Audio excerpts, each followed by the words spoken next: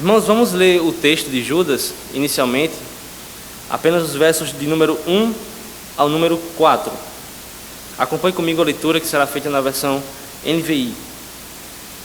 Judas, servo de Jesus Cristo, irmão de Tiago, aos que foram chamados, amados por Deus Pai e guardados por Jesus Cristo.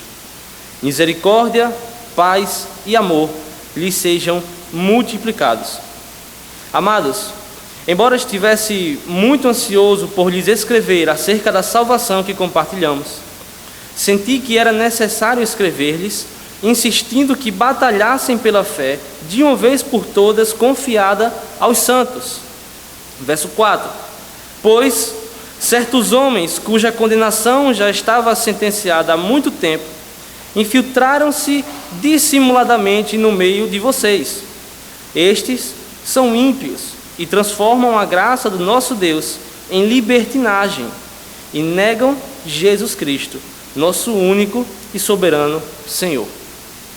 Essa é a introdução do livro de Judas, a introdução de sua epístola.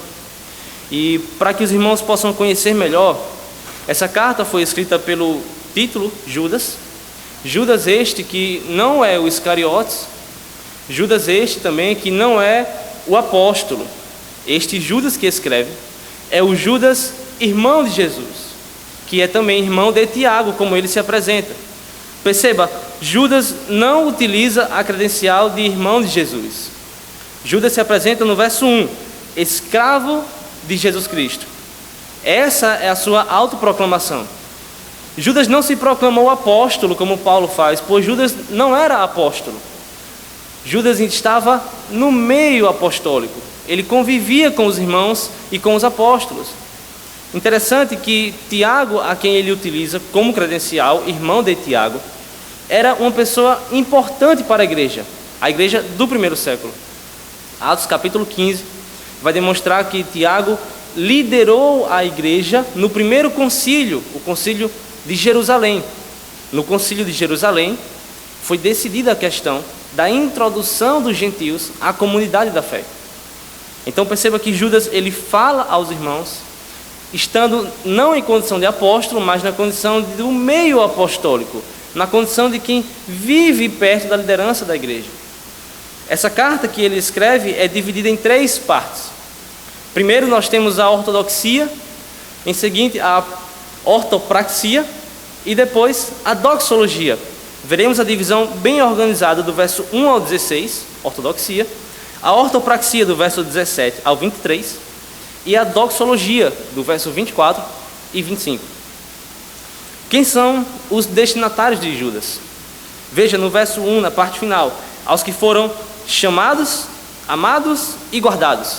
É uma tríade que Judas utiliza para definir os cristãos. Aqui não é uma carta, irmãos, dirigida a uma igreja específica. Por isso ela é chamada de uma epístola geral ou uma epístola universal. Ela foi escrita para todos os crentes daquela época, a todo o alcance que ela pudesse ter. Certo? E nós somos, segundo Judas, chamados, amados por Deus e guardados por Jesus Cristo. Essa é a definição do cristão.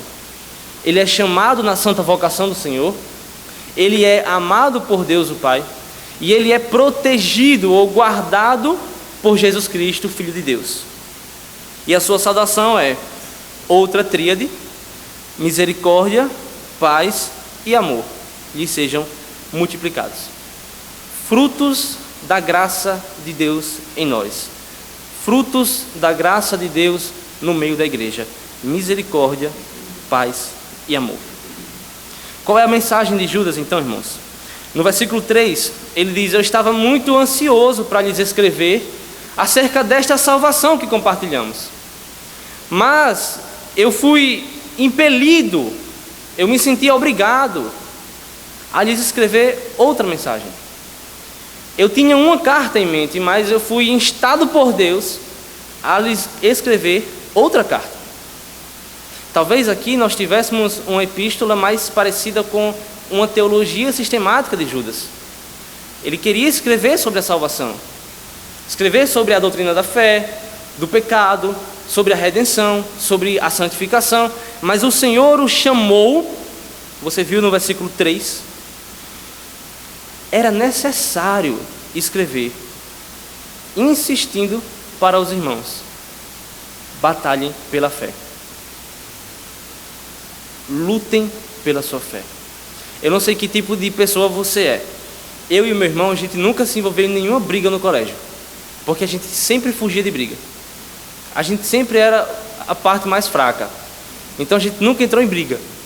Era furtivo, corria para um lado, para o outro. E talvez esse seja, a princípio, o melhor comportamento, evitar confusões. Mas há um momento, queridos, em que nós somos chamados à contenda, em que nós somos chamados a lutar, em que fugir não é uma opção. E esse momento é exatamente o que Judas está dizendo: vocês têm que lutar pela fé de vocês. Ela está sendo ameaçada. E a fé aqui, na ideia de Judas, não é a fé confiança, é a fé corpo de doutrinas que a igreja definiu como as doutrinas cristãs. Veja o verso 4.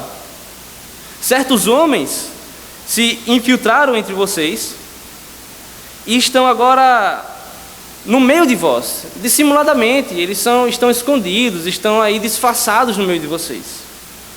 E veja a parte B do verso. Eles são ímpios. E o que eles fazem? Eles transformam a graça do nosso Deus em libertinagem e negam Jesus Cristo, nosso único e soberano Senhor. Queridos, essa é uma heresia comum na igreja do primeiro século. Essa heresia decorre da má interpretação da doutrina da justificação pela graça mediante a fé. Ora, se eu sou salvo pela graça mediante a fé e não por obras, não importa o que eu faça. Se eu sou salvo apenas crendo em Jesus Cristo, eu posso ter qualquer vida. Esses irmãos aqui, melhor, estas pessoas aqui, estavam disseminando uma ideia de que você pode utilizar a graça de Deus, ainda que sem perceber, como uma licença para pecar. E o que isso implica? Segundo Judas, isso implica em negar Jesus Cristo. Negar nosso único e soberano Senhor, porque, meus irmãos, o Evangelho é o tesouro da igreja.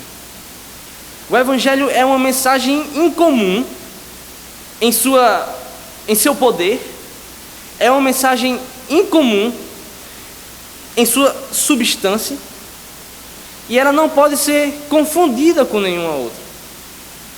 Mas aqueles homens estavam tornando ela misticiosa, tornando ela uma mensagem qualquer, uma mensagem que não tem poder para mudar nossas vidas. Essa é uma heresia comum no primeiro século. E eles negam Jesus Cristo. Por que eles negam Jesus Cristo? Porque se for para professar o Evangelho com seus lábios, professar Cristo em seus lábios, mas viver uma vida licenciosa de pecado, mas viver uma vida fazendo sexo com o namorado, viver uma vida consumindo livremente a pornografia, utilizando da sedução como seu meio de satisfação, você está negando a Jesus Cristo. Está atacando o sacrifício da cruz, que não veio só para mudar o nosso passado, mas para mudar o nosso presente, irmãos, para mudar o nosso futuro. E viver uma vida licenciosa em pecado, dizendo que Deus pagou tudo, é pecado, meu irmão. É pecado achar que eu posso depositar na conta de Deus as minhas irresponsabilidades, achar que eu posso usar da palavra de Deus, que é o Santo Evangelho, como o meu respaldo para meus pecados. Deveria ser o contrário, irmãos. Esta palavra deveria nos afastar dos nossos pecados e não usarmos ela para manter paz com o pecado. E esse é o problema da igreja do primeiro século. Esse é um dos grandes problemas. Muitos autores neotestamentários falaram sobre essa heresia. E aqui em Judas ele vai ser bem incisivo quanto a ela. Veja comigo os versos 5 ao verso 7. Embora vocês já tenham conhecimento de tudo isso, quero lembrar-lhes, veja, não é nenhuma novidade aqui. Não estamos contando uma ideia nova. Eles já sabem de tudo isso. E ele diz: o Senhor libertou um povo do Egito, mas posteriormente destruiu os que não creram. E quanto aos anjos que não conservaram suas posições de autoridade, mas abandonaram sua própria morada, ele os tem guardado em trevas, presos com correntes eternas para o juízo do grande dia. Versículo 7. De modo semelhante a estes, Sodoma e Gomorra e as cidades em redor se entregaram à imoralidade e às relações sexuais antinaturais, estando sob o castigo do fogo eterno. Preste atenção nisso. Elas servem de exemplo. Veja os exemplos que Judas, os exemplos que a palavra de Deus está nos dando. Nós vimos 3 episódios, novamente, outra tríade. Tem para mim que Judas é presbiteriano, ele só prega em 3 pontos. Tudo que ele fala é em 3 pontos. Veja o primeiro exemplo. Israel. Israel cometeu talvez o maior escândalo de rebelião que nós temos na palavra. Israel, se você lembra da história, era cativa do Egito, vivia em grilhões, em tratamentos escravos, foi austerizada ao máximo, até que Deus levantou um homem, irmãos, um homem que seria o libertador daquele povo. E Deus, de forma milagrosa, por meio de sinais e maravilhas, abrindo o mar, Deus libertou o povo de Israel da escravidão do Egito. E você pensa: meu Deus, como Deus foi gracioso com esse povo, como esse povo deve ser cheio de gratidão em seu coração. Mas não, Israel pecou contra o Senhor. Por causa do pecado de Israel, 38 anos de caminhada se sucederam. 38 anos onde o Senhor castigou severamente o povo. Gerações e gerações morreram no deserto, porque o povo caiu em idolatria. O povo caiu em rebelião contra Deus.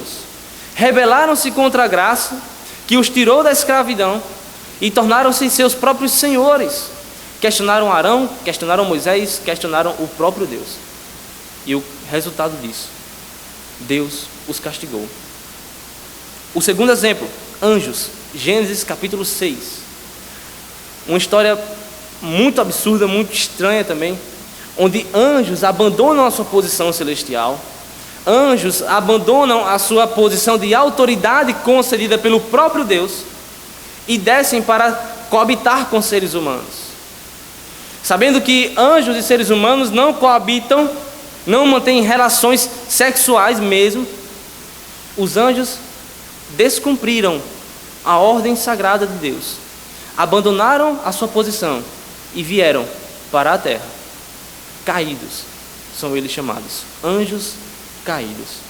Rebelaram-se contra a graça do Senhor, que os deu uma posição elevada e os deu autoridade, e vieram pecar contra Deus.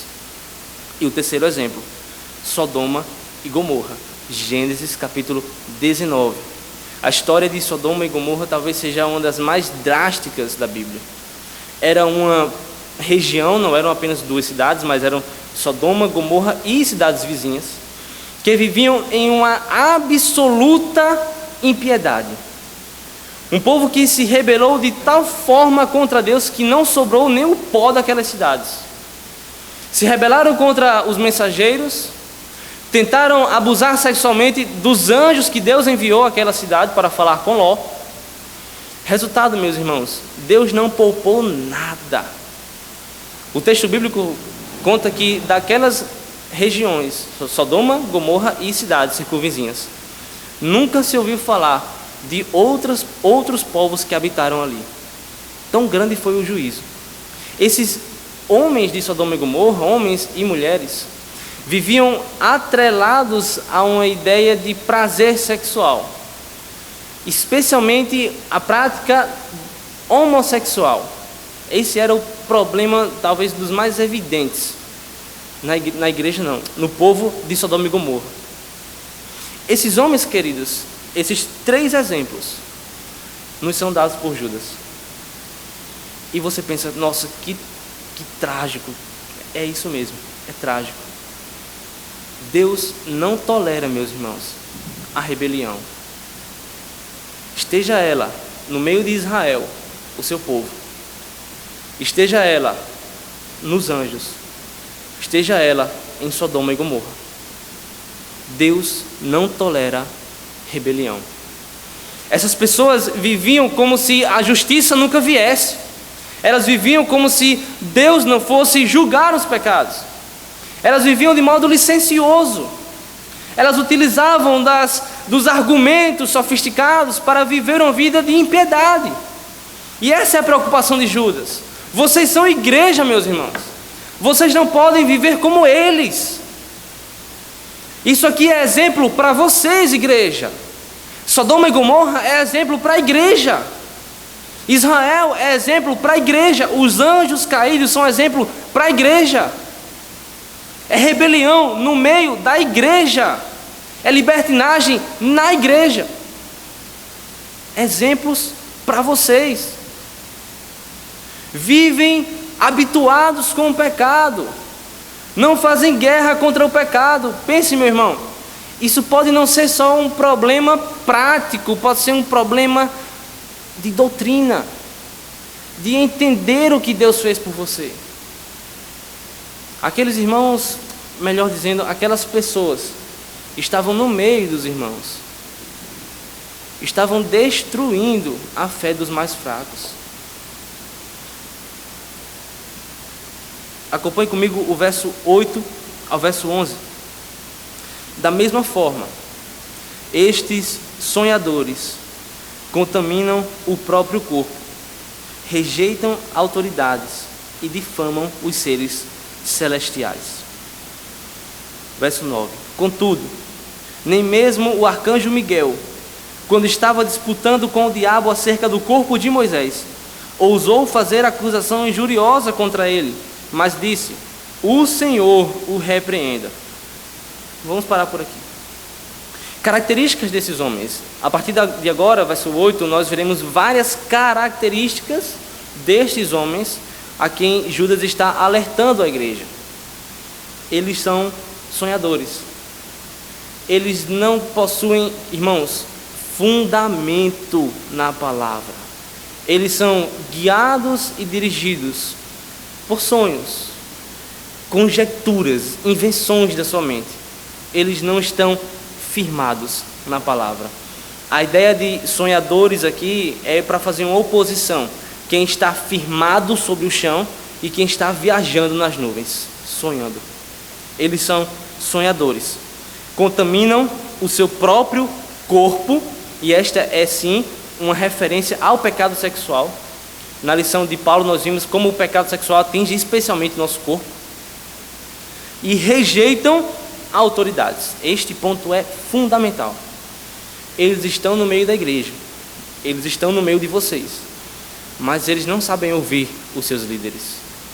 Eles criticam. Eles questionam. Eles são maliciosos. Eles tentam encurralar a liderança. Eles não são submissos a ela. O coração desses homens é altivo. O coração desses homens é cheio de soberba. E por isso eles não aceitam a autoridade, difamando até mesmo seres celestiais. E a ideia de Judas é de profanar aos seres celestiais, é de maldizer os seres celestiais. Há uma complementariedade aqui, com semelhança ao que vimos em Tiago. Eles não dominam o corpo nem a língua. Aquele que não consegue dominar a língua não dominará o seu corpo, nem quem domina o corpo domina a língua. Eles são totalmente desregrados. Veja o exemplo que nós temos, como é bem distinto. Talvez você não tenha lido essa passagem no verso 9 em nenhum canto da Bíblia, porque ela não está na Bíblia. O exemplo é bem estranho, mas é um exemplo trazido por Judas. Gabriel, o arcanjo, Miguel, o arcanjo, discutindo contra o diabo. Verso 9. Vamos fazer uma pausa por aqui. Algumas pessoas criticam essa passagem bíblica e a passagem do verso 14 ao 15 também. Por quê? Porque são apócrifos. esses trechos que estão no verso 9 e estão no verso 14 e 15 não são encontrados em nenhum lugar das Santas Escrituras. E agora, estaria a palavra de Deus dando legitimidade canônica àqueles livros? Ou estaria a palavra de Deus deslegitimada no que tange a esses trechos, uma vez que aqueles livros não são canônicos? Essa é uma questão bem simples de resolver, embora cause muita confusão. O pastor Augusto Nicodemos, para mim, trouxe a melhor explicação. Ele diz que o Espírito que capacitou os autores do Novo Testamento deu-lhes discernimento para encontrar a verdade a despeito das suas fontes. Veja o exemplo de Paulo. Paulo citou poetas cretenses. Paulo citou bastante a filosofia grega. Deus estava dando a esses homens o discernimento para encontrar a verdade. E é o que acontece aqui. Portanto, nós cremos na total inerrância das Escrituras, na total inspiração dela, e não temos problemas com esse texto. Mas ele só está aqui, esse episódio de conflito entre Miguel e o diabo, porque ele quer nos trazer uma lição sobre a autoridade. Miguel, ele era escalado por Deus como um arcanjo. Na linguagem teológica, esses arcanjos têm autoridade. E Miguel poderia utilizar de sua autoridade para repreender o diabo. Mas Nicodemos conta que Miguel, naquela posição de autoridade, soube reconhecer que maior era a autoridade de Deus e decidiu submeter sua autoridade. Ele não disse: eu te repreendo, diabo. Ele disse: o Senhor te repreenda. Ele utilizou da autoridade divina, submetendo a sua autoridade.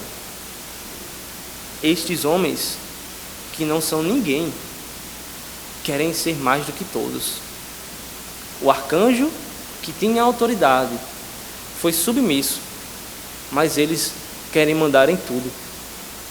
Esse é o contraste, queridos, que nós encontramos, e é a ênfase que deve ser dada. Estes homens estão totalmente alheios à autoridade. Veja o verso 10. Todavia, esses tais difamam tudo o que não entendem, e as coisas que não entendem por instinto, como animais irracionais.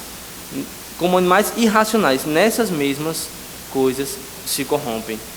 É a mesma ideia de que eles não entendem, eles criticam, eles não compreendem, eles julgam que está errado. Eles não são submissos a nenhuma autoridade. Na linguagem de hoje, seria como chamar de heresia tudo aquilo que ele não entende na Bíblia. Seria como dizer que eu não entendo, isso aí está errado. Eles não submetem o seu entendimento à palavra de Deus, mas eles julgam que a palavra deve ser julgada à luz do seu entendimento. Verso 11, mais uma tríade, novamente o presbiteriano Judas. Ai deles, pois seguiram o caminho de Caim, buscando o lucro, caíram no erro de Balaão e foram destruídos na rebelião de Corá. Veja, mais 3 exemplos. Primeiro exemplo, Caim. Eles seguiram o caminho de Caim. Qual era o caminho de Caim? Quem é Caim? Você vai ver que Caim é filho de Adão. Caim foi o primeiro homicida. Ele matou o seu irmão Abel. E o texto de Gênesis conta que naquele dia Caim e Abel foram oferecer sacrifícios a Deus. Caim tomou o fruto da terra e Abel a primeira parte do rebanho. Ora, Deus havia pré-ordenado um culto, uma adoração, um sacrifício. Caim e Abel sabiam que não se poderia sacrificar a Deus sem derramamento de sangue. Caim não obedeceu a essa ordem. Caim tentou adorar a Deus à sua maneira. Caim tentou adorar a Deus, fazer o seu culto a Deus da forma que ele entendia melhor, e ofereceu o fruto da terra. Abel, por sua vez, ofereceu as primeiras partes do rebanho como sacrifício. E o texto conta que Deus se agradou do sacrifício de Abel. E isso gerou uma profunda inveja em Caim. O resultado, Caim matou seu próprio irmão. Qual é o caminho de Caim, queridos? Qual é o caminho desses homens? Eles estão criando uma falsa religião. Eles estão criando uma religião customizada, onde eu escolho as minhas preferências e monto o que me serve bem. Eles não sabem submeter-se a Deus. Eles não adoram da forma como Deus deve ser adorado. Eles querem fazer do seu jeito e à sua maneira. E o caminho deles é a morte. O caminho deles é a maldição, é o julgamento, a semelhança do que ocorreu com Caim. O segundo exemplo: buscando lucro, caíram no erro de Balaão. Balaão está em Números 22. Balaão era um falso profeta.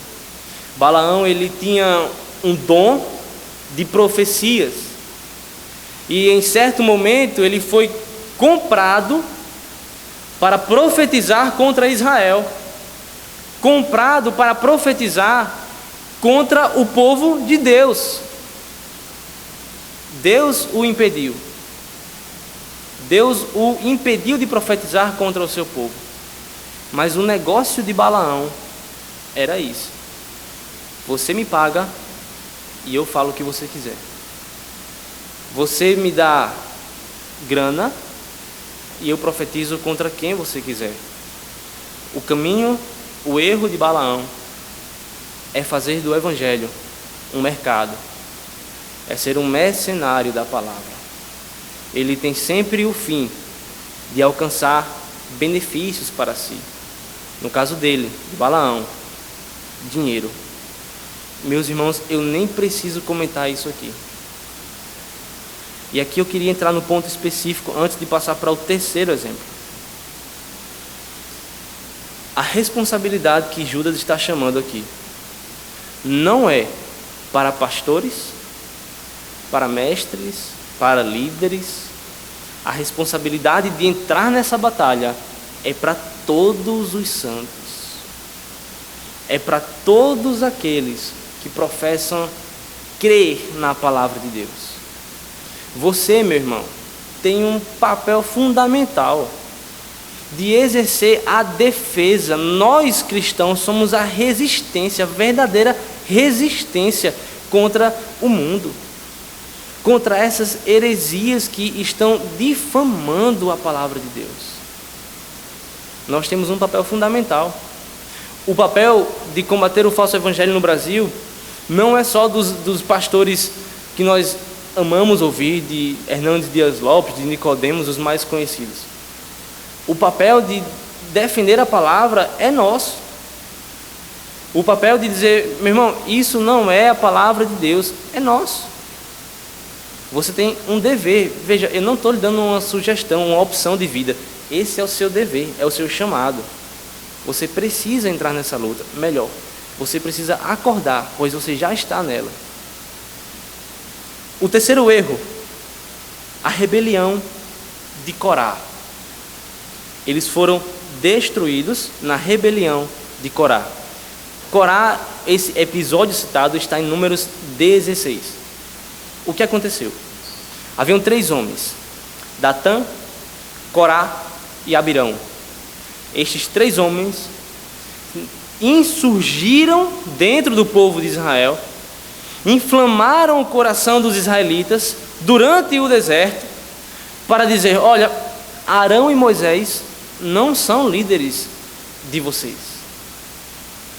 Arão e Moisés não devem ser seguidos, porque ainda obedecemos Moisés. Vejam, Moisés nos trouxe até aqui, o meio do deserto. Lá no Egito, pelo menos a gente comia.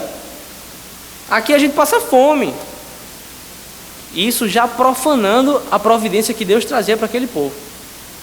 E eles fizeram aquele montinho ali no meio para depor o governo que Deus estabeleceu de Moisés e Arão.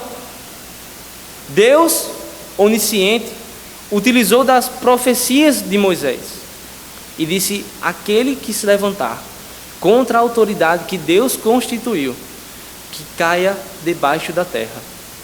O resultado, a Bíblia conta em Números 16, que o chão se abriu e caíram estes homens e suas famílias.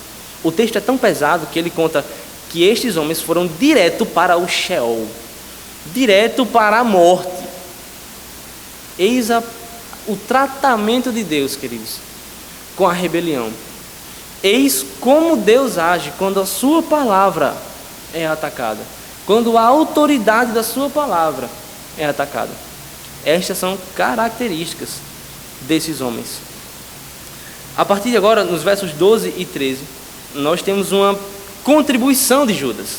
Veja, até então ele cita muitos exemplos do Velho Testamento. Na verdade, todo o livro, toda a carta é do Velho Testamento praticamente.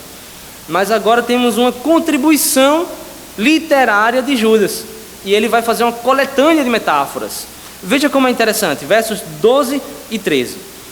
Esses homens são rochas submersas nas festas de fraternidade que vocês fazem, comendo com vocês de maneira desonrosa. São pastores que só cuidam de si mesmos. São nuvens sem água, impelidas pelo vento. Árvores de outono, sem frutos, 2 vezes mortas, arrancadas pela raiz. São ondas bravias do mar, espumando seus próprios atos vergonhosos. Estrelas errantes, para as quais estão reservadas para sempre as mais densas trevas. A primeira metáfora são rochas submersas. A ideia de Judas talvez se pareça mais com o contexto de navegação. São recifes que, quando estão cobertos de água, não são percebidos ao olho do navegante. Aquele navegante desavisado que passar por esses recifes ou rochas que estão abaixo da linha do mar, ele vai colidir com essas pedras e a probabilidade de que seu barco afunde é muito alta. Assim são esses homens. Eles não são grandes icebergs que estão à mostra para todo mundo ver. Eles estão bem no meio da igreja. São invisíveis ao olho nu. Os seus pecados, as suas heresias, elas estão às vezes até camufladas de virtude. Mas eles são um perigo para os que estão desavisados. São invisíveis aos olhos nus. O texto cita as festas de fraternidade. Bem, no Novo Testamento, essas festas têm um significado bem específico. Eram reuniões que aconteciam na casa dos irmãos da igreja, que serviam para comunhão, para compartilhar a palavra e também para a ceia do Senhor. Nós vemos isso em Coríntios capítulo 11, onde Paulo ensina: olha, cuidado aí. Essas festas de fraternidade estão causando divisão entre vocês. Porque uns irmãos, eles chegam, comem sem esperar pelos outros, eles comem toda a comida, eles ficam bêbados de tanto vinho, e quando os outros irmãos chegam, passam fome. Ou seja, aquela igreja a quem Paulo escreve em Corinto, ela vivia fazendo divisões, ela tratava os irmãos de maneira desigual. Alguns tinham mais privilégios e outros não. Em regra, ali os mais pobres ficavam para trás. E os mais ricos, os mais importantes da igreja, se beneficiavam, causando divisão na igreja, causando uma destruição na fé dos mais fracos. E Paulo atenta contra isso. Paulo diz: isso aí está errado. Isso aí não é fraternidade. Isso aí é causador de divisão entre a igreja, na igreja. E esse é um contexto em que se aplica esse termo festa de fraternidade. Comer de maneira desonrosa nas festas de fraternidade.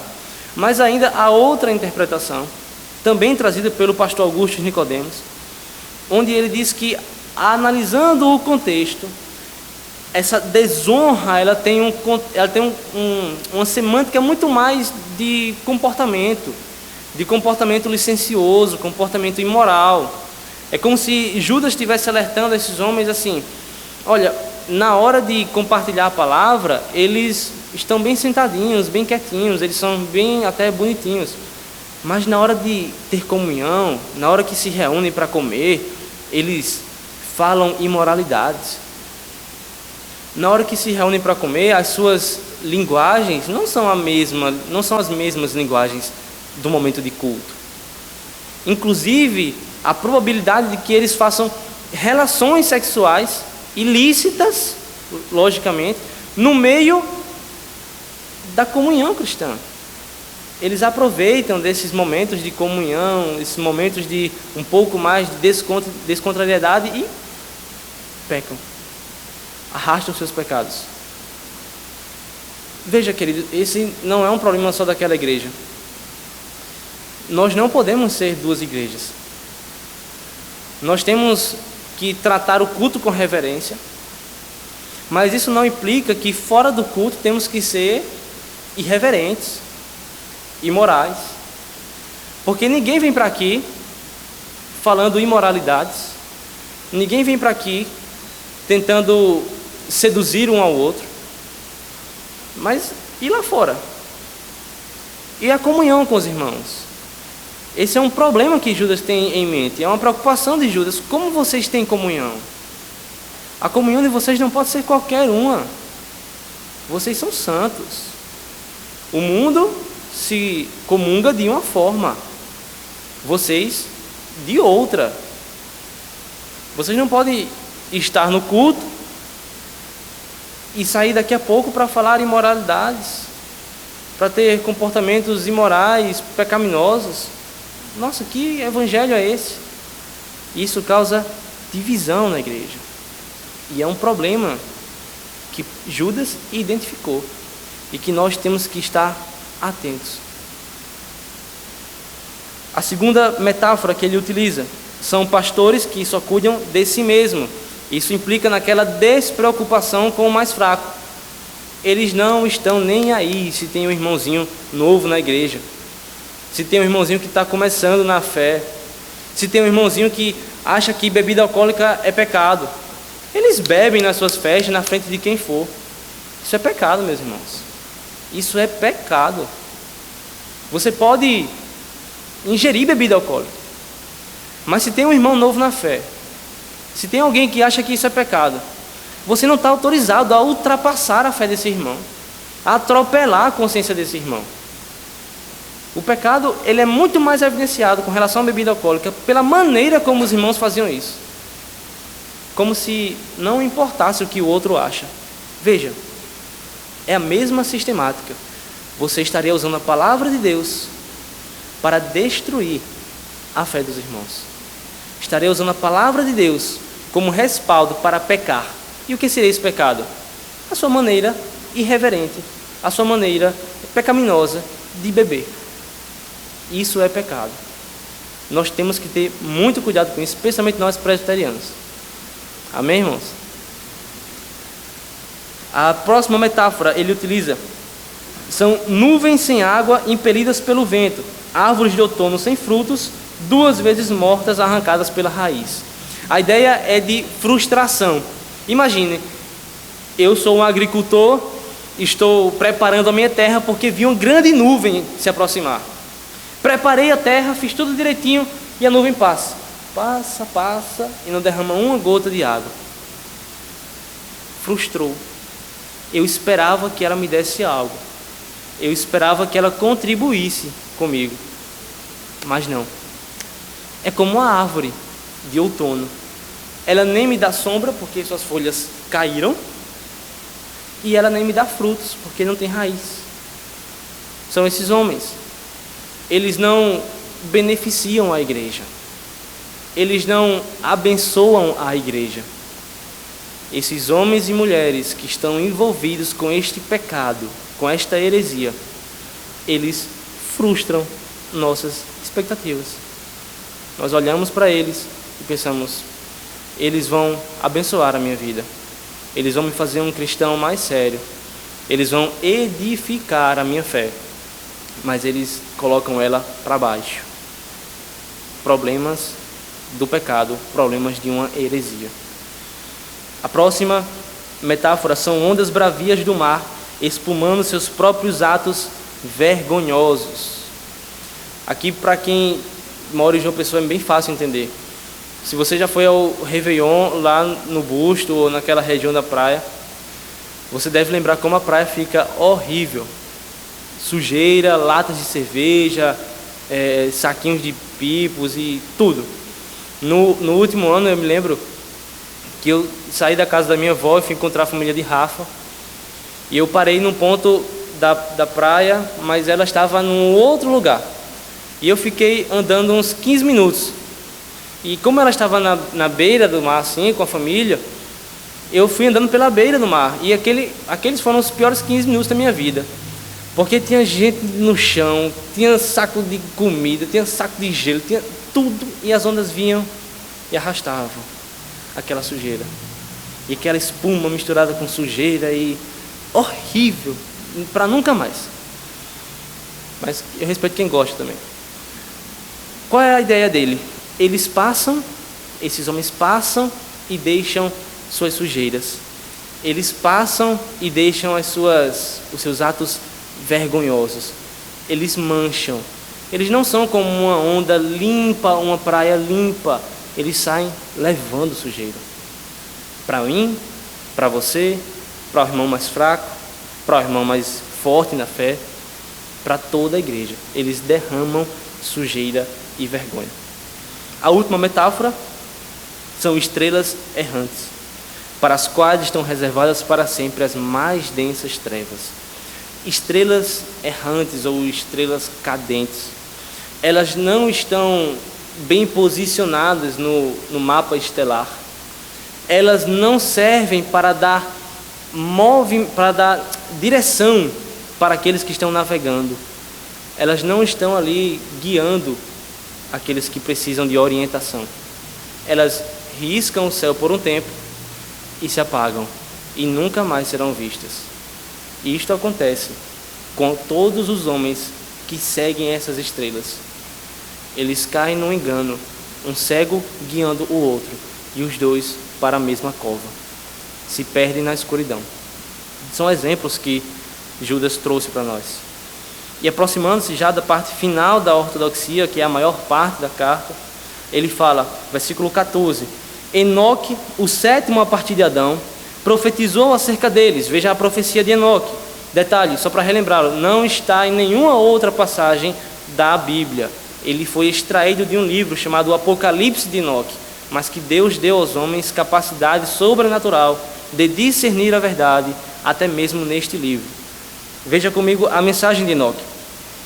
Vejam, o Senhor vem com milhares de seus santos, para julgar a todos e convencer todos os ímpios a respeito de todos os atos de impiedade que eles cometeram impiamente, e acerca de todas as palavras insolentes que os pecadores ímpios falaram contra ele.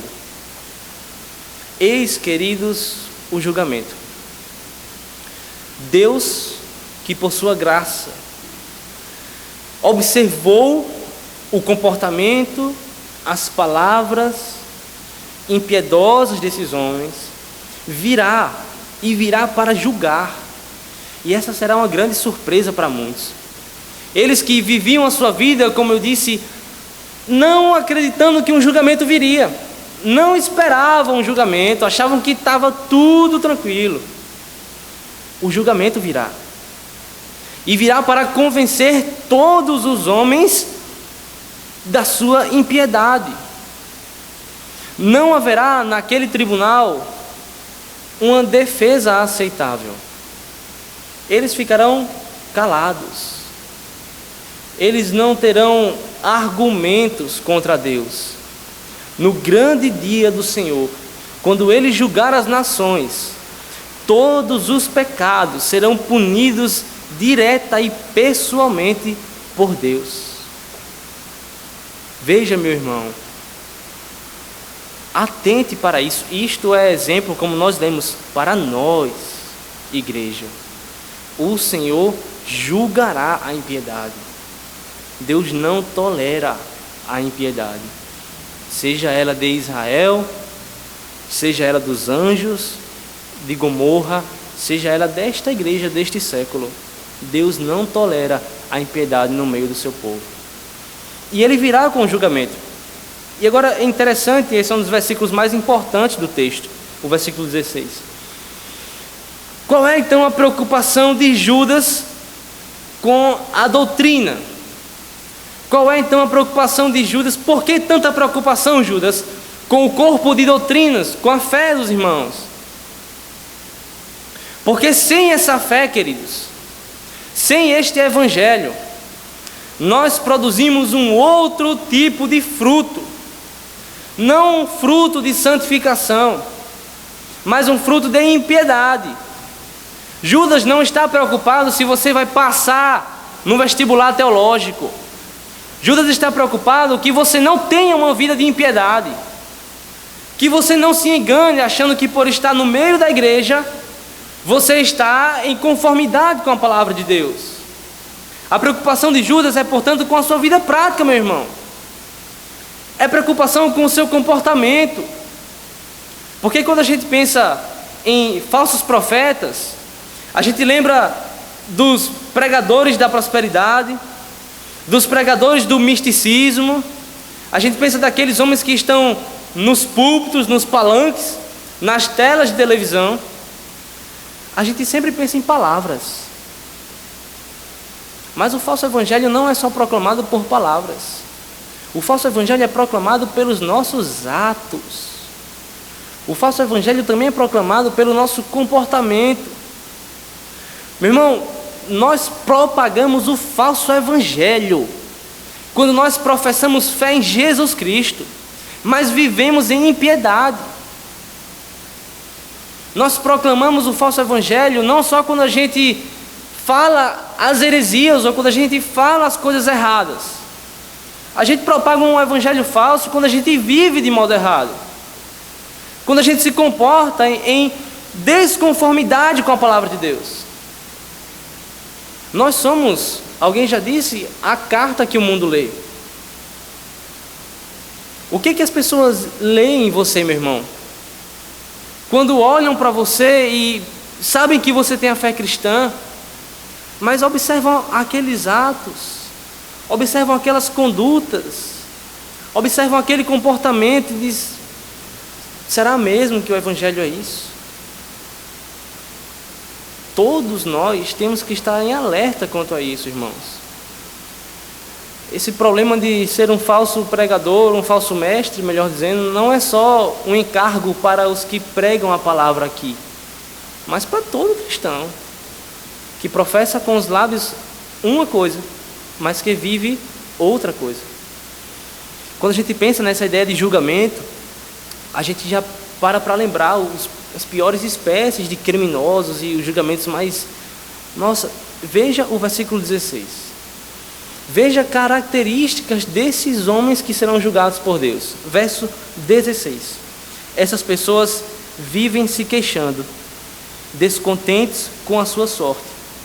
Seguem seus próprios desejos impuros, são cheias de si e adulam os outros por interesse. Você se assustou com isso aí? Quando eu li, eu me assustei. Isso é tão comum, meu irmão. Veja, o primeiro, vivem se queixando, descontentes com a própria sorte. Vivem reclamando, vivem querendo algo melhor. Este é o mesmo pecado lá de Israel no deserto. Eles vivem achando que a coisa podia estar melhor, descontentes com a sorte. Isso é muito comum nos nossos dias. É muito comum ficar com muito mimimi.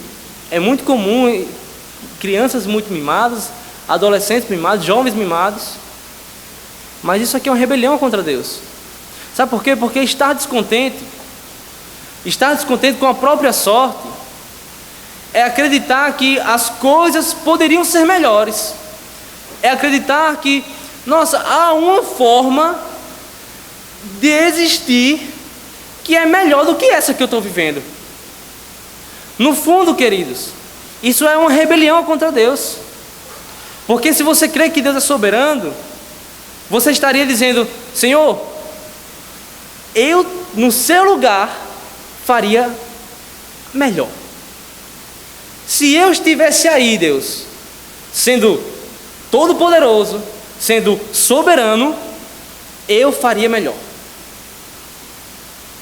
Você questiona, queixa, você se rebela contra a soberania de Deus.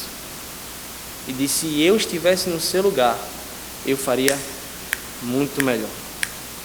Descontentes, reclamam de tudo. Isso acontece muito em casa. Imagine você lá em Israel peregrinando.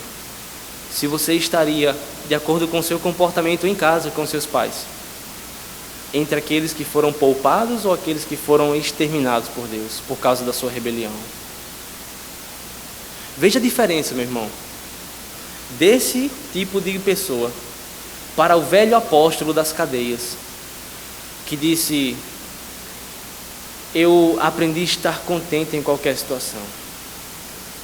Eu aprendi a passar fome, aprendi a fartura de alimentos, eu aprendi a estar preso, eu aprendi a estar livre, aprendi a estar bem acompanhado, aprendi a estar sozinho. Eu aprendi a ter o meu sustento e aprendi a depender. Mas eu tudo posso suportar naquele que me fortalece. Veja a diferença de uma pessoa contente, que glorifica a Deus no vale, na tribulação, nas situações mais difíceis, para esse outro tipo de pessoa, que quando o nó arrocha, começa a queixar-se contra Deus. Suas reclamações podem não ser um mero inconformismo. Suas reclamações podem ser um pecado, uma rebelião contra Deus. Tenha cuidado, meu irmão. Tenha cuidado. Eles são, além disso, eles seguem os seus próprios desejos, porque estão cheios de si. O coração ainda é duro. Os ouvidos estão surdos para ouvir a orientação de Deus. As suas mãos são desenfreadas, ninguém pode parar, eles são impetuosos. No fundo, isso aqui é outra rebelião. No fundo, isso aqui é dizer: Senhor, eu não aceito que o Senhor reprima a minha vontade. Se eu estou com um desejo, se eu tenho uma vontade e eu posso fazer agora, eu vou fazer e não há quem me pare.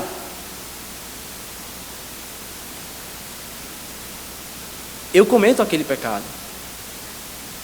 Eu sei que eu preciso parar, mas eu não vou parar.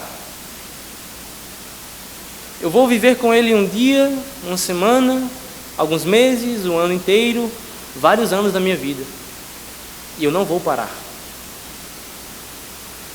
Seguem seus próprios desejos impuros.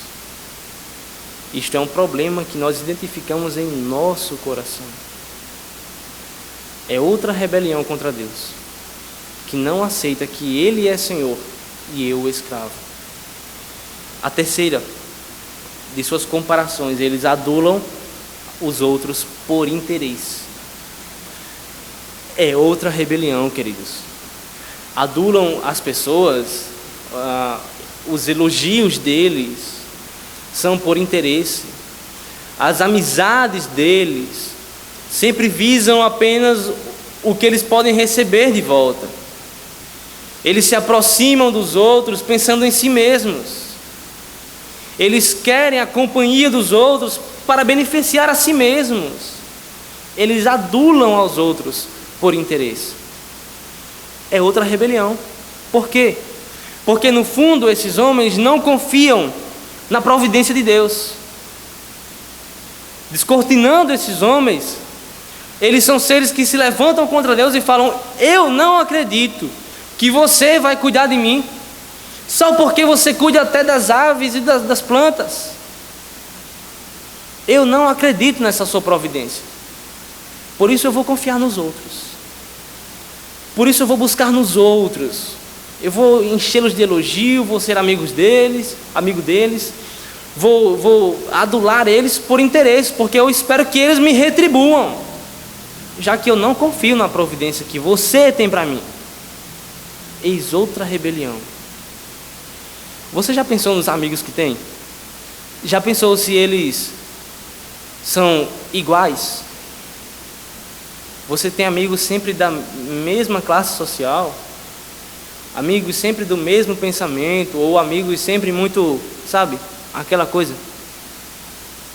Você já pensou que você poderia ser amigo de alguém que não tem muitos amigos?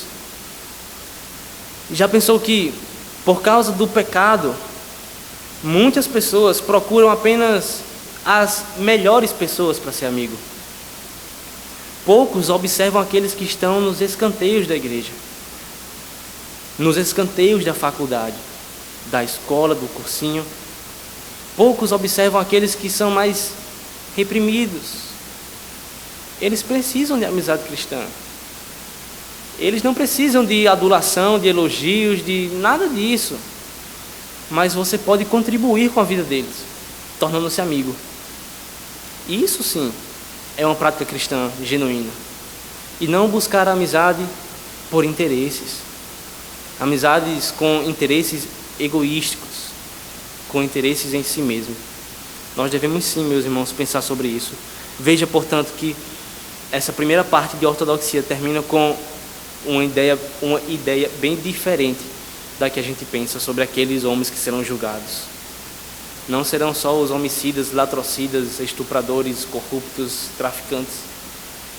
Todos aqueles bem vestidos, todos aqueles bem comportadinhos, a olho nu, imperceptíveis, mas que vivem desta forma, serão julgados por Deus.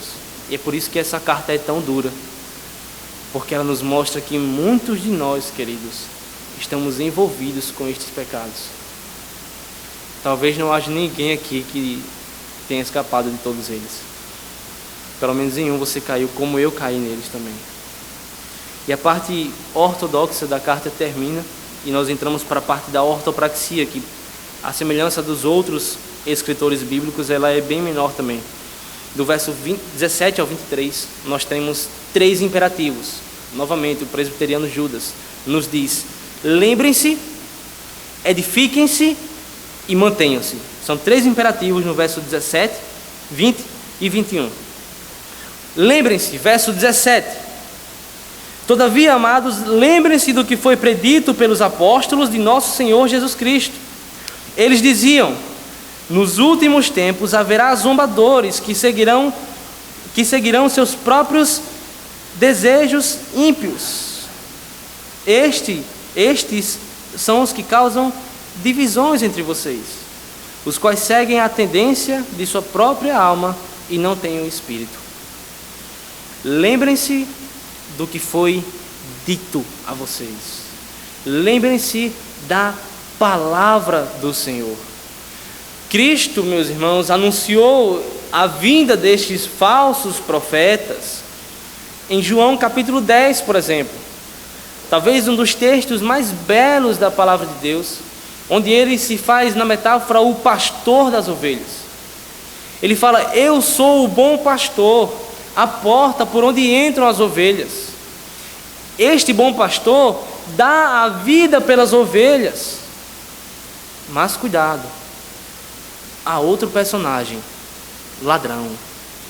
O ladrão, ele vem não pela porta, ele pula a cerca, ele rapta as ovelhas.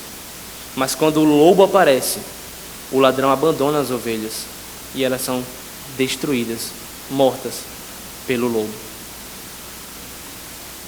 Falsos profetas, falsos pastores, falsos irmãos estão no meio de vós, mas não são como vocês. Esse é o exemplo este é o anúncio que Cristo fez. Paulo, de forma semelhante, anunciou isso a Timóteo. Ele diz: Timóteo, prega a palavra, Timóteo. Timóteo, prega a palavra, pois haverá um tempo em que não suportarão a sã doutrina. Haverá um tempo em que os ouvidos vão coçar, eles vão se rebelar contra a verdade. Timóteo, eles farão mestres para si mesmos. Mas você, Timóteo, prega a palavra.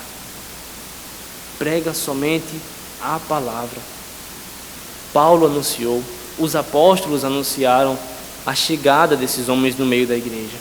Portanto, meu irmão, se eu posso trazer uma lição prática para você, lembre-se da palavra. Dificilmente você vai se enganar se você estiver habituado com esta palavra. Se você lembrar dela todos os dias ao acordar, ao sair de sua casa, ao chegar em casa para dormir, lembre-se da palavra, meu irmão. Não a deixe escanteada no seu dia, não a lance para o último tempo de vida do seu dia, quando você já está morto de cansado. Lembre-se da palavra. Ela é o primeiro e fundamental antídoto contra o veneno desses falsos mestres. Lembre-se da palavra. Spurgeon disse: uma Bíblia caindo aos pedaços costuma perceber alguém que não está. Derrube, meu irmão, a palavra todos os dias no seu coração. Risque a sua Bíblia, faça anotações, tenha intimidade com a palavra de Deus, pois é ela, meu irmão, o nosso norte, e é ela que vai nos dizer, nos fazer perceber a heresia, o pecado que nos assedia. Amém? Esses homens, ainda diz no verso 19, causam divisões entre vocês. Veja, o Evangelho é reconhecido, segundo Jesus Cristo, como a unidade da igreja. Seus discípulos perguntaram: mestre, como seremos conhecidos? E o mestre falou: vocês serão um. Estes homens causam divisão na igreja.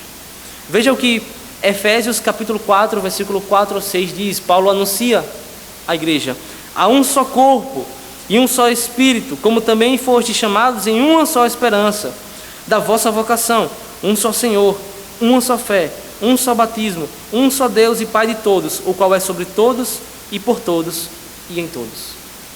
O Evangelho e a igreja sempre foram um, mas estes irmãos, estas pessoas, estão causando divisão entre vocês. Eles não têm, como disse Judas, o Espírito Santo. Eles não estão, portanto, ligados. Eles não vieram se ajuntar a vocês. Eles vieram para fragmentar vocês. Eles vieram como parasitas para invadir o corpo de vocês e destruí-lo. É esse o propósito de toda falsa profecia, de toda heresia: destruir a palavra de Deus, destruir a comunidade da igreja. Vamos acelerar, porque há 10 minutos, eu tenho 10 minutos. Diz ainda no versículo 20: edifiquem-se, porém, na santíssima fé que vocês têm, orando no Espírito Santo. Edifiquem-se na santíssima fé. Veja a referência ao começo da carta, onde ele disse: olha, eu estou chamando vocês a lutar pela santíssima fé. É nela, meu irmão, que você vai se edificar. E este é o imperativo: edifique-se. Busque nela o seu alimento. Busque nela o guia para o seu viver. Busque nela o guia prático da sua vida. Edifiquem-se na santíssima fé. Você não está obrigado a fazer nada além do que a palavra diz, mas não está obrigado a fazer menos do que ela ordena. Você tem o dever de cumprir com os seus mandamentos. E isso é retomado no verso 21, quando ele diz: mantenham-se no amor de Deus, enquanto vocês esperam que a misericórdia de nosso Senhor Jesus Cristo os leve para a vida eterna. Mantenham-se no amor de Deus.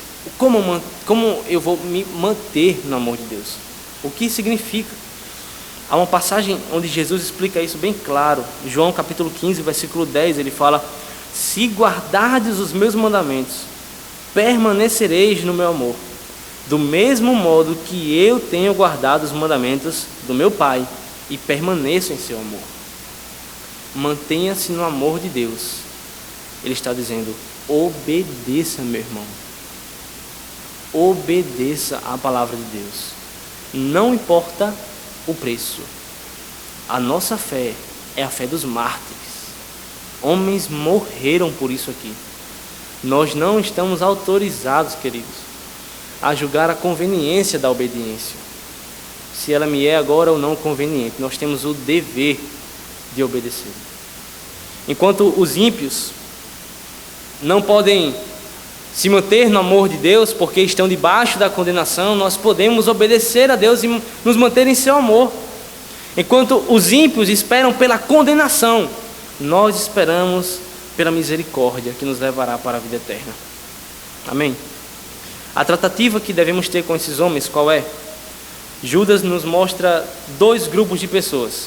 E eu vou pedir a sua permissão para ler na versão Almeida, pois a tradução da NVI não é a majoritária e ela faz uma divisão em 3 grupos de pessoas, enquanto a maioria dos escritos apenas divide em 2 grupos de pessoas. O texto na revista Almeida e atualizada diz o seguinte, me ouça com atenção, versos 22 e 23. Apiedai-vos de alguns que estão na dúvida e salvai-os, arrebatando-os do fogo. Primeiro grupo.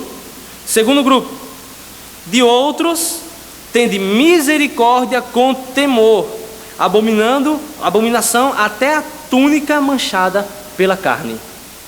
Veja, o primeiro grupo, apiedai-vos dos que estão na dúvida, salvai-os, arrebatem-os do fogo. Meu querido, minha querida, a dúvida não necessariamente neste contexto é um ataque à fé cristã. Muitas vezes o irmão que está em dúvida, ele será conduzido à fé.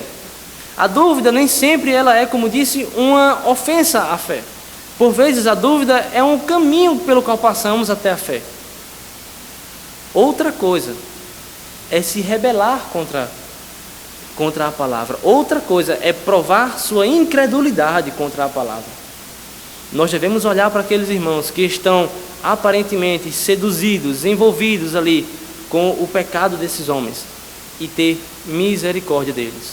Não podemos simplesmente dizer, você é daquela igreja, está no inferno. Você é daquela outra igreja, está no inferno. Temos que ter misericórdia, especialmente dos mais novos na fé, que estão conhecendo qualquer tipo de doutrina. Eu nem vou lhe dizer os livros que eu comecei a ler quando Deus me converteu. Foram livros horríveis, teologia da prosperidade pura. Imagina se alguém dissesse para mim, você está no inferno, vá logo para o inferno. Nossa, como seria difícil. Mas Deus me mostrou no processo de aprendizagem da palavra a verdade, me ensinou a discernir a verdade. Então temos que ter misericórdia desses, nos apiedar desses homens e mulheres. O segundo grupo não. O segundo grupo, o texto fala misericórdia com temor. Não precisamos chutá-los da porta da igreja, mas devemos deixar bem claro que no púlpito da igreja, aqueles homens não terão lugar.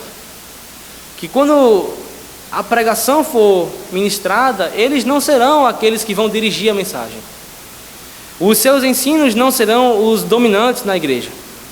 Eles até podem vir ao nosso meio, mas eles não são bem-vindos para falar aqui. Eles podem até ser seus conhecidos.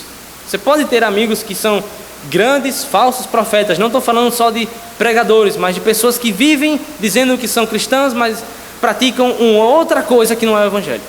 Você pode até ter amigos assim, mas você não está autorizado a deixar que eles influenciem o seu modo de viver em detrimento da palavra.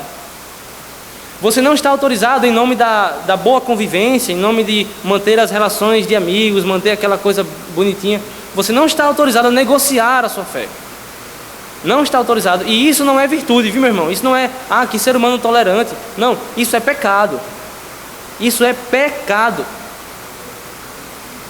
Nós temos o dever de nos opor a esse tipo de ensino, a esse tipo de prática. Por fim, queridos, ele diz, odeiem até a roupa contaminada pela carne. Essa é uma descrição apocalíptica da igreja de Sardes. A igreja de Sardes tem o apóstolo, Jesus Cristo, anunciando a sua mensagem, ele fala, ai daqueles que não mantiveram as suas roupas limpas, mas foram manchadas com o sangue. Aquelas pessoas estão com as roupas manchadas do pecado. Nós estamos desautorizados, estamos sob o dever de não nos misturar com a prática pecaminosa dessas pessoas. Por fim, meus irmãos, essa é a ortopraxia. Está difícil competir com a chuva. Essa é a ortopraxia que Judas nos traz. Difícil, um pouco politicamente incorreta, mas bíblica. Nosso dever de contender contra os falsos mestres, contra aqueles que se levantam para difamar a palavra de Deus. Por fim, meus irmãos, novamente por fim, nós somos todos chamados a uma luta. Se você é do tipo que gosta de evitar lutas, de evitar conflitos, essa é uma que você não pode fugir. Com essa você não pode pedir para sair. Essa não tem como. Essa você já está nela e ficará nela. Mas há um consolo para a gente. Há um conforto para o crente, meu irmão. O conforto é a doxologia. A doxologia de Judas nos fala: aquele que é poderoso para impedi-los de cair e para apresentá-los diante de sua glória, sem mácula e com grande alegria. Ao único Deus, nosso Salvador, sejam glória, majestade, poder e autoridade, mediante Jesus Cristo, nosso Senhor, antes de todos os tempos, agora e para todo sempre. Amém. Meu irmão, aquele que é poderoso para nos impedir de cair. Você pode ter analisado a sua vida, ou pense comigo aí, quantas vezes nós pecamos, quantas vezes o nosso comportamento é igualzinho a esse aqui, quantas vezes nós nos perdemos pelo caminho e até pensamos: daqui não tem saída. Mas, meu irmão, há uma saída. O Deus que é poderoso para lhe impedir de cair. Você só não foi destruído, meu irmão, na rebelião de Corá, no erro de Caim. Você só não foi destruído porque Deus é poderoso para impedir a queda. Deus é poderoso para guardá-lo, meu irmão. E por isso que na saudação ele falou: guardados por Jesus Cristo. Todo cristão é guardado por Jesus Cristo. Tenham por certo que naquele dia, ao final da peregrinação, nós olharemos para trás, lembraremos dos caminhos errantes, lembraremos das quedas, do fracasso, da dor, mas olharemos para os portões celestiais e diremos: como eu cheguei aqui? Eis a resposta: Jesus Cristo, aquele que tem poder para vos impedir de cair. Confie nele, meu irmão. Agarre-se a Jesus. Nele os seus pecados foram perdoados. Nele você não luta sozinho. E é isso que é tão lindo. Não existe para Judas problemas entre a responsabilidade humana e a soberania de Deus.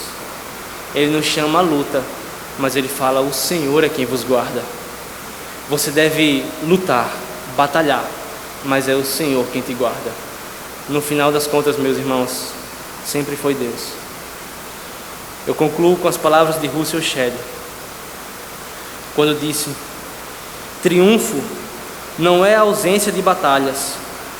Muitas vezes os soldados voltavam da batalha sem braço, pernas ou com seus olhos furados, mas voltavam em triunfo. As marcas deste ministério cristão ficarão em seus corpos, no coração e na alma. No grande dia do Senhor, o grande general passará em revista as tropas. E estaremos lá, feridos, marcados, mancos, sangrando, mas finalmente estaremos lá. Amém? Vamos orar. Pai querido, eu te agradeço, Deus, porque Tu és poderoso, Deus, para impedir a nossa queda. Tu és poderoso, Senhor, para nos guardar. És poderoso, Senhor, para nos perdoar, Senhor, de todos os nossos pecados. Senhor, nos ajuda, Pai, a viver a batalha da fé. Nos ajuda a cumprir esta dura carta de Judas, Pai, em nossos dias, em nossa convivência com nossos amigos e irmãos. Nós precisamos de Ti, Senhor. Não podemos, Pai, assistir, Deus, a Tua palavra ser atacada e ficarmos inertes. Temos uma participação, Pai. Temos um papel. Tu és o nosso general e te pedimos, guia-nos, Pai. Abençoa, Pai, esta semana, Deus. Que possamos praticar, Senhor, aquilo que nós ouvimos. E que jamais, Senhor, possamos voltar a viver como antes vivíamos. Muda, Paizinho, o nosso modo de viver. Muda a nossa vida, Pai. Porque Tu tens poder para isso. É o que eu te peço, Paizinho, confiante na Tua palavra. Confiante na Tua rica misericórdia. E no Teu Filho Jesus Cristo. Amém. Fique de pé, meu irmão. Vamos louvar o Senhor mais uma vez.